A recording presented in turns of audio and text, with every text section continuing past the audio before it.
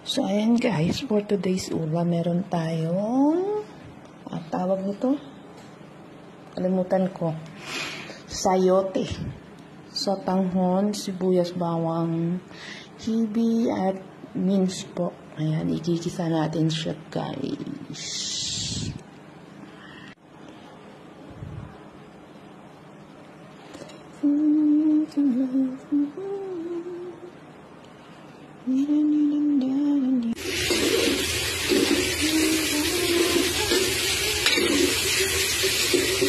Ito nang sinaing na